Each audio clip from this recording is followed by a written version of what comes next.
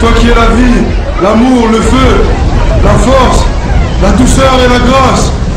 Viens, Ingeta! Au nord, au sud, à l'est et à l'ouest, partout où vous êtes, je vous annonce que je sors de mon silence. Mes frères et sœurs, l'Esprit est venu me révéler que le temps de me livrer aux autorités est arrivé. Tenez bien ceci. Avec mon arrestation, commencera une période terrible d'indicible persécution pour moi-même et pour un très grand nombre de personnes. Il faudra tenir ferme, car l'esprit de notre Dieu Tout-Puissant, Nzambiampungu Tulendo, ne nous abandonnera jamais.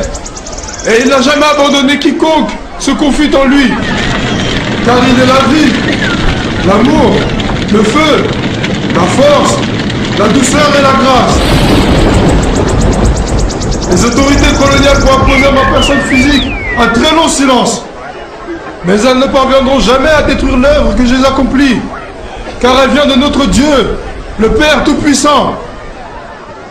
Certes, ma personne physique sera soumise à l'humiliation et à la souffrance, mais ma personne spirituelle se mettra au combat contre les injustices semées par les peuples du monde des ténèbres qui sont venus nous coloniser et nous envahir. Oui, j'ai été envoyé pour libérer les peuples du Congo et la race noire mondiale. L'homme noir deviendra blanc et l'homme blanc deviendra noir. Car les fondements spirituels et moraux, tels que nous les connaissons, aujourd'hui, seront profondément secoués et ébranlés. Les guerres perpétueront à travers le monde. Ainsi, l'Afrique sera libre. Les décennies qui suivront la libération de l'Afrique seront terribles et atroces. Car tous les premiers gouvernants de l'Afrique libre travailleront au bénéfice des Blancs. À ce moment, un grand désordre spirituel et matériel s'installera. Les gouvernants de l'Afrique entraîneront, sur le conseil des Blancs, leurs populations respectives dans des guerres meurtrières et s'entretueront. La misère s'installera. Beaucoup de jeunes quitteront l'Afrique dans l'espoir d'aller chercher le bien-être dans les pays des Blancs. Ils parleront toutes les langues des Blancs. Parmi eux, beaucoup seront séduits par la vie matérielle des Blancs. Ainsi, ils deviendront la proie.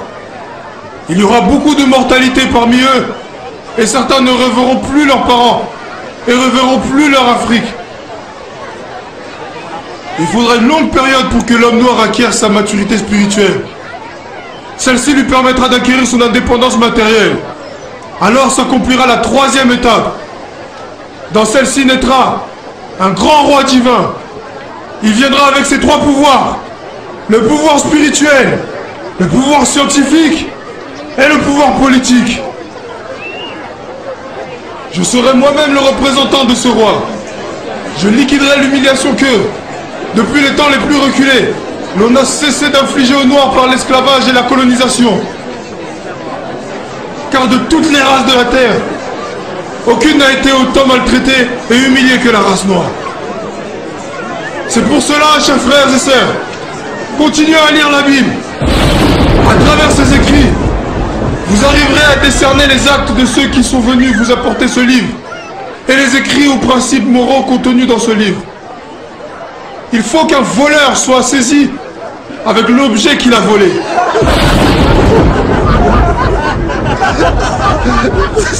Eh oui, nous aurons notre propre livre sacré, dans lesquels sont écrites en mandombe des choses cachées.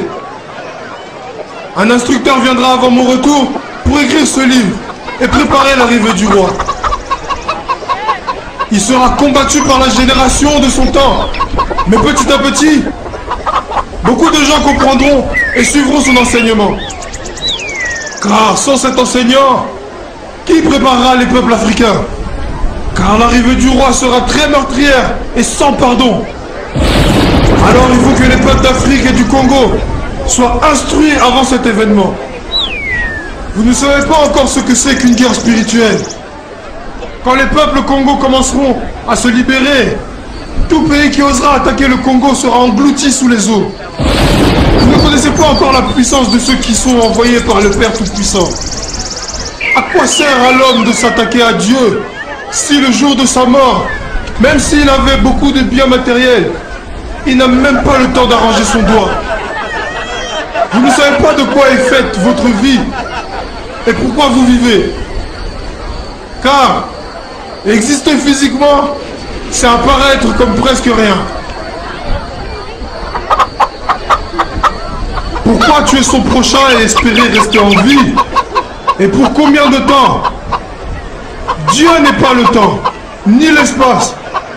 Il est un tout, dans le tout. La génération du Congo perdra tout. Elle sera embrouillée et compliquée par des enseignements et des principes moraux pervers, corrompus du monde européen. Elle ne connaîtra plus les principes maritaux de ses ancêtres, de son Nzambi Mpungu Tulendo. Elle ignorera sa langue maternelle.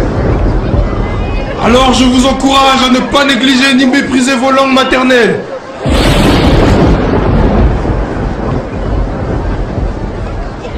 Il faut les enseigner à vos enfants et à vos petits-enfants. Car viendra un temps où les langues des colons seront oubliées.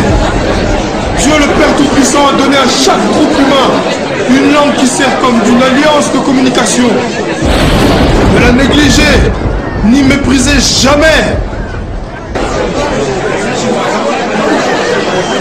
L'Esprit veille sur moi, comme il veille également sur vous tous. Dieu demeurera toujours votre guide et votre protecteur. Servez-le jusqu'à la fin de votre vie. Que cette séparation entre vous et moi ne vous plonge pas dans le désespoir. Je vous le promets, mort ou vivant, je vous ramènerai à la liberté. Eh oui, la liberté. Ingeta! Ingeta! Ingeta! Mort ou vivant, je vous emmènerai à la liberté et le salut à jamais. Notre pays sera indépendant administrativement. Cependant, une liberté totale viendra plus tard lorsque nous acquérons une deuxième indépendance que nous appellerons Dipanda Diazole. Celle-là sera spirituelle. Et à ce moment-là seulement, mon nom sera respecté et ma promesse sera accomplie par la liberté à jamais. Ingeta! Ingeta! Ingeta! Ingeta! Par la liberté à jamais.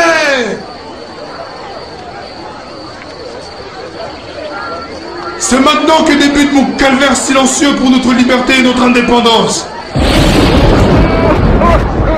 Le palmier nous donne des noix, de l'huile, des rameaux, des fibres, du raffia. Et cela ne se réalise pas en un seul jour. Au départ, une seule petite graine a donné le palmier. Exactement comme cette œuvre qui nous mènera à la liberté. Et naîtra un grand roi divin avec ses trois pouvoirs: spirituel, scientifique et politique. Ingeta! Ingeta!